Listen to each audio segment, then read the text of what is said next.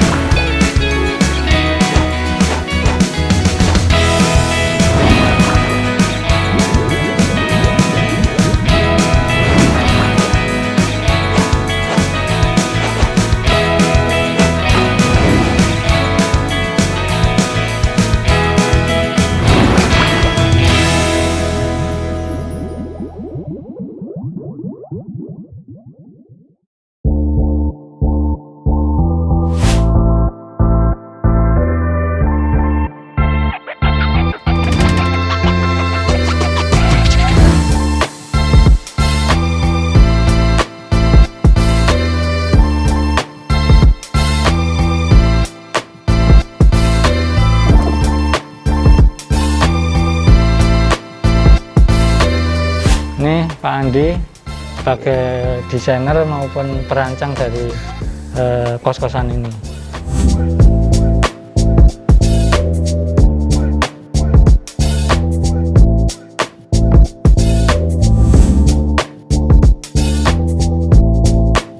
Yang ingin kita ketahui dari kos-kosan ini, konsep yang diangkat oleh Pak Andi, kenapa mendesain kos-kosan itu berbeda dengan kos-kosan yang ada pada umumnya. Ya, terima kasih dari Sobat Ngobang ya, yang sudah mengunjungi rumah kos ini untuk mengulas tentang desain dari rumah kos ini. Jadi memang rumah kos ini kalau kita lihat dari luar secara sekilas itu berbeda dengan kos-kosan yang lain karena kita memakai bata ringan sebagai material untuk fasadnya ya. Fasadnya. Jadi sebenarnya itu ada alasan. Jadi karena rumah kos ini 3 lantai, maka di daerah Keputih ini kan dulu tambak. Tambak. Gitu ya. Jadi tanah kerasnya sangat dalam, jadi 12 meter. Betul. Kemudian struktur ini menjadi hal yang penting cukup sekali, menguras budget ya. Ya, betul. Jadi untuk meminimalisir budget itu kami putuskan seluruh material pengisinya itu kita pakai bata ringan supaya lebih ringan. Itu dampaknya supaya strukturnya, pondasi, kolom dan balok bisa lebih hemat gitu ya. Dari besi dan itu dari sisi struktur bangunannya sendiri, sehingga bata ringan menjadi pilihan. Betul.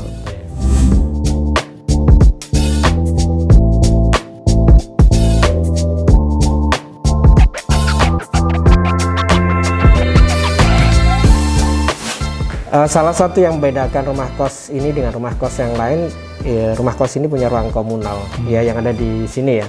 Ya ini ya, meja-meja kursi. Jadi ini dipakai untuk mahasiswa. Fungsinya memang untuk ruang sosialisasi mahasiswa supaya mereka bisa saling mengenal, mengerjakan tugas bersama, dan yang nanti pada akhirnya mereka lebih memiliki jiwa sosial dan empati ya. Salah satu tujuan kenapa ruang komunal ini munculkan di sini ya. Dan yang cukup menarik adalah seluruh ruang lantai 1 rumah kos ini fungsinya sebagai ruang komunal. Yang biasanya itu jarang dilakukan oleh pemilik kos-kosan yang lain Pada karena umumnya ya. karena biasanya Memakan dipakai untuk ruang kamar kos. kamarnya ya.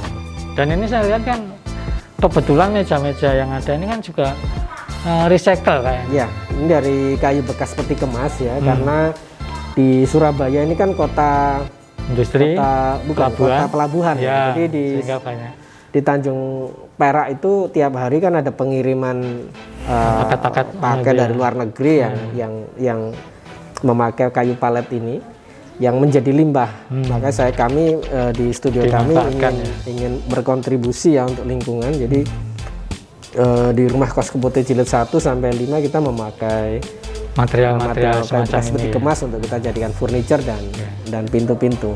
Dan ini memang cukup unik sih ya. Dari sisi biaya otomatis ini pasti jauh lebih murah. Ya.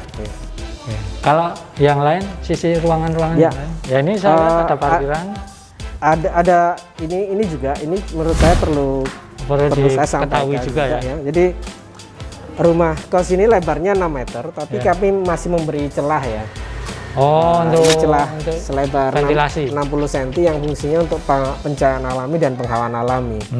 Jadi meskipun lahannya sempit, tapi tetap kita tidak full kan sampai pagar, tapi kita beri celah karena ini fungsinya nanti untuk sirkulasi udara tiap kamar di lantai atas. Oh begitu. Ya. Nah ini yang saya lihat ini Pak Andi, ini kan cukup bisa dibilang saya belum pernah melihat yang seperti ini ya, bata ringan disusun sangat aneh lah istilahnya itu. Fungsinya untuk apa ini? Di samping fungsi mungkin juga desain yang ingin ditampilkan. Ya karena memang kos-kosan ini kan dibangun di Surabaya, jadi Surabaya kan panas, area panas ini ya lembab ya. Ya benar. Jadi kami mencoba memakai bata ringan ini sebenarnya kita fungsikan sebagai rooster ya. Jadi untuk memasukkan angin. Nah sebenarnya celah-celah ini fungsinya untuk memasukkan. Makanya ini enggak memasukkan angin dan terang langit atau pencahayaan skylight lah. Ya. Jadi bentuk ini sengaja kita acak ya supaya untuk memberi ritmik yang tidak monoton ya. Begitu. Kemudian kita juga memakai perkat khusus dan ada besi plat strip. Oh ini jadi ada di tiap yang sisi horizontal ini ya. Ada plat stripnya ya. Jadi supaya ini ya. Pengganti strukturnya lah istilahnya. Ya. Jadi supaya aman. Gitu. Tidak khawatir ini roboh. Ya. Karena kita lihat kan juga tidak ada frame kolomnya di sini. Tidak ada memang ya. Jadi kolom digantikan sama besi plat strip itu tadi ya. Oke. Jadi di lantai 1 tidak hanya ruang komunal tapi juga ada ruang makan bersama ya dan pantry ya. Jadi memang ruang lantai 1 ini fungsinya untuk publik ya. Jadi mahasiswa benar-benar punya privilege ya. Jadi ada ruang komunal yang besar untuk mengerjakan tugas dan bertemu teman atau tamu, juga punya tempat makan yang representatif dan pantry ya buat masak dan menyiapkan makan. Dan ada kompornya juga. Ya. Kalau ini Pak, ini kebetulan kan saya lihat tangga ya. Tangga ini kan jarang-jarang juga dibentuk. Kalau yang bolong malah banyak, tapi biasanya kalau miring gini kan tetap strukturnya itu kan langsung miring ya. Kenapa ini dibuat patah-patah, dan dari sisi tulangannya itu perhitungannya bagaimana ini? Ya, yang pertama memang kami ingin memunculkan sebuah sensasi tangga yang berbeda ya. Jadi untuk elemen interior, jadi kita pengen tangga itu melayang, jadi seolah-olah nggak ini ya nggak seperti biasanya, karena ini juga nggak nempel, jadi dia benar-benar melayang. Ya, benar. Jadi dia ada celah yang fungsinya juga untuk terang langit dan pencahayaan juga. Sekaligus sirkulasi. Iya, betul. Nah ini memang strukturnya dibuat dengan molding seperti ini, bentuknya langsung seperti itu. Jadi dicor dan dilepas, jadi besinya dirakit dengan bentukan yang sudah seperti ini, yang kemudian dicor lalu dilepas gitu. Karena dia terekspos, jadi kita pengen menjadi elemen yang menambah nilai estetis sebuah ruang. Kalau di bagian atas ruangan Ya, apa sih? mari kita ke atas. Jadi ini kan memang ruang sebelah itu kan juga kamar ya, rumah kos juga. Jadi kita ingin rumah kos yang ini dan sebelahnya itu masih ada hubungan ini ya, udara gitu ya. masuk. Cuma kita tidak tutup masif, tapi supaya sirkulasi udaranya bisa tetap Oh, jadi ini mengalir. di bangunan sebelah sana memang tidak buntu ya? Tidak sama itu kan kita lihat ya. Kemudian skylight Skylight ini ya, glass block ini ya. glass block juga fungsinya untuk pencahayaan alami di area ruang tangga. Lantai 2 ini fungsinya kamar-kamar. Kamar kos ya. Kamar kos, terus ada kamar mandi ya di sisi luar. Jadi kamar mandi tidak ada di dalam kamar tapi di luar kamar. Ada 2 ini sama sebelahnya. Oh, jadi bukan kamar mandi dalam konsep. Ya, bukan kamar mandi dalam. Nah, ini kalau dari sini aja view luarnya Ya. sudah Berbeda. beda. Nah, ini Pak, fasad yang kita lihat dari luar tadi kan begitu tinggi dan lebar, tapi saya lihat kan tidak ada struktur. Ini metode pemasangannya seperti apa ini Pak? Iya, ini kita memang memakai sistem perekat, memakai Mortar, perekat khusus dan besi plat strip horizontal ya. Jadi kalau silakan di zoom. Ya. Jadi ini tiap bata yang horizontal kita Isi plat potong ya, kita cowai ya, gitu. dilegok itu ya. Iya, dilegok. Sepanjang ini ujung-ujung itu dilas nanti ya. Oh, di tepinya. Besi plat stripnya kita las di kolom Join di kolom besinya, tulangan kolomnya itu kiri ya. kanan ya. Lalu kita tutup sama perekat warna ya. putih. Jadi seolah-olah ya. nggak kelihatan. Jadi kalau nggak dilihat dari dekat memang nggak kelihatan. Nggak kelihatan bahwa ini ada Ya. ada Ada. platnya di dalam. Kita lihat salah satu kamar. Ya. Jadi tiap kamar ini selalu punya 2 jendela ya. Oh Jadi ya. jendela ini Ini yang fungsinya menghadap ke sisi yang tadi yang celah tadi ya, 60 cm. Benar. Kemudian ini yang ke Napo. sisi Yang sisi dalam. sisi selainnya. Jadi sehingga angin bisa selalu lewat.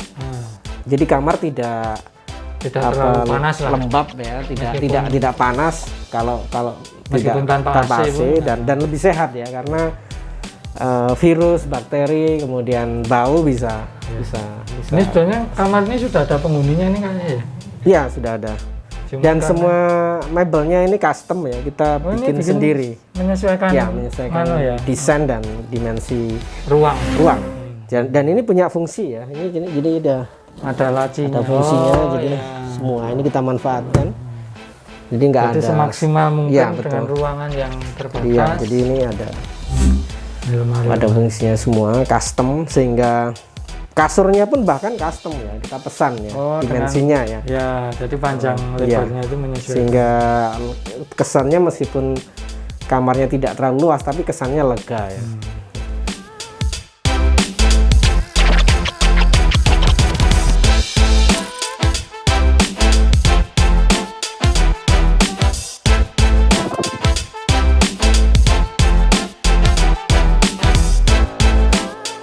Ini lantai 3 sama, cuman bedanya kalau lantai 3 lebih terang karena ada skylight di Skylight atas. langsung dari atas. Iya, jadi lebih terang, Sirkulasinya sirkulasi lebih juga tinggi. iya. Karena lebih tinggi ya, angin Ya. lebih kencang ya. Nah, otomatis dari fasad yang depan Iya. ini. Jadi itu yang celah itu fungsinya untuk memasukkan Oh, angin, karena ini rumah kosnya menghadap timur. oh gitu. Jadi di Surabaya angin mengalir dari timur ke barat, jadi memang menangkap angin ya. Jadi kebetulan sekali menghadap ke timur sehingga Iya, anunya. Dan ini anunya memang sengaja dibikin expose. iya. Sengaja kami bikin Instalasi expose listrik. soalnya memang supaya maintenance-nya lebih mudah. Lebih mudah. Ya. Sebenarnya masih ada beberapa yang perlu saya tanyakan, Pak. Mungkin kita bisa ngobrol di ruang komunal sambil nyoba senyaman apa Ya, ruangan oke, ini. silakan. Secara garis besar tadi kan sudah dijelaskan tentang konsep dan teknis pengerjaannya ya. Tapi bangunan khususnya kos-kosan dengan desain yang tidak biasa seperti ini, sebetulnya murni ide dari Pak Andi sebagai arsitek atau ada permintaan dari pemilik? Iya, kalau konsep dan ide memang dari kami ya sebagai arsitek. Cuman memang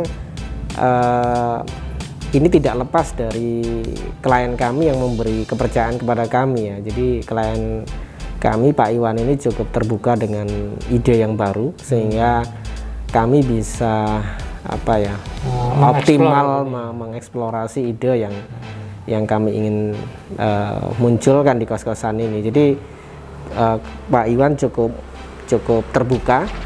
Nah, akhirnya ini menurut kami kesempatan yang sangat baik sehingga kami bisa memunculkan ide yang fresh gitu ya untuk sebuah rumah kos-kosan, dan alhamdulillah diterima oleh klien gitu ya. Dan ini Pak, kalau material ekspos seperti bata merah ekspos itu kan sudah umum lah dibilang. Nah, ini yang perlu saya tahu itu bata ringan ekspos ini Pak Andi seberapa berani memastikan bahwa bata ringan ini memang layak untuk ekspos dari sisi ketahanan? Ya, memang belum ada riset khusus ya. Cuman sebelum mengerjakan proyek ini sebetulnya kami sudah pernah mencoba ya mengeksplorasi bata ringan sebagai material ekspos di proyek kami di Rumah Puri Suryajaya itu tahun 2014 sebagai pagar ya, sebagai pagar, karena itu sebagai pagar tidak kami coating, jadi kena panas dan hujan langsung, tapi cukup bertahun-tahun aman, jadi kami berani sih untuk pertimbangan lain dengan menampilkan bata ringan sebagai material ekspos ini, di samping tadi bahwa sudah pernah diuji coba mandiri bahwa cukup tahan, itu pertimbangan lainnya apa itu? Sebenarnya alasan utamanya adalah untuk menghemat struktur ya, karena kita memilih material yang ringan sehingga jatuh pada bata ringan, karena bata ringan adalah material yang umum ya, umum dan dia murah ya, ringan, kemudian dia juga dijual di pasaran, kemudian tukang kami juga cukup terbiasa gitu ya, sehingga kami ingin mencoba mengulik lebih jauh gitu ya. Jadi karena sejauh ini kan masih jarang arsitek yang mengeksplorasi bata ringan, maka kami punya challenge ya, tantangan untuk mencoba itu gitu ya, dan kami terapkan di sini karena klien memberi kesempatan, dan ya alhamdulillah hasilnya cukup menarik lah. Ya. Dan lagi bata ringan itu kan cukup mudah dipotong, diubah bentuknya ya, sesuai dengan harapan kita. Jadi dia tidak pecah seperti bata merah itu, kalau kita menginginkan bentuk tertentu itu kan sangat sulit sekali. Nah ini lagi Pak Andi tentang bata ringan ini, kelebihannya menurut Pak Andi itu bata ringan itu di sisi mananya? Iya, bata ringan menurut kami ya itu material yang cukup unik ya, karena dia mudah dipotong ya. Karena dia mudah dipotong, maka kami bisa membentuknya dengan mudah. Jadi kami juga sedang mengembangkan arsitektur yang dirancang mulai dari selnya, dari batanya. Nah, ini peluang yang menarik karena bata ringan ini material yang mudah dibentuk. Sehingga dengan demikian sebenarnya kita sangat mudah mengeksplorasi bata ringan untuk menjadi elemen arsitektural yang menarik. Nah, ini juga salah satu yang menurut saya belum banyak dilakukan oleh masyarakat dan arsitek ya. Jadi mengeksplorasi bata ringan ini padahal material ini cukup berpotensi ya untuk dikembangkan. Yang selama ini hanya sebagai dinding partisi sebenarnya bisa buat elemen interior, buat elemen arsitektur ya. Bahkan bisa buat furniture ya, karena dia dipotong-potong ya, dibikin pot, dibikin macam-macam gitu ya. Oke, terima kasih Pak Andi. Semoga apa yang dijelaskan Pak Andi panjang sekali tadi cukup bermanfaat bagi Sobat Timit, dan barangkali Sobat Timit ingin mengeksplor bangunan-bangunan yang mau dibuat, bisa meniru, bahkan kalau misalnya memang menginginkan jasa dari arsitek Pak Andi, sangat welcome untuk membuatkan desainnya.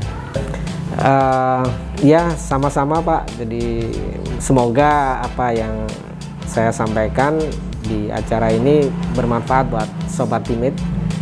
Jadi saya juga berterima kasih karena mau meliput Rumah Kos Keputih jilid 4 dan 5 ini.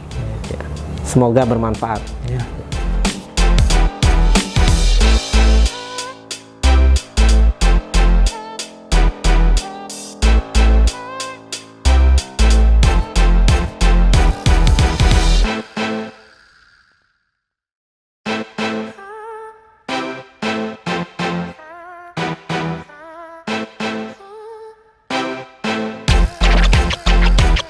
Yang pertama, saya harus memberikan pelayanan yang baik. Kemudian terbuka, komunikasi terbuka. Apapun yang diinginkan oleh anak kos ataupun orang tua anak kos itu harus kita terima dengan senang hati.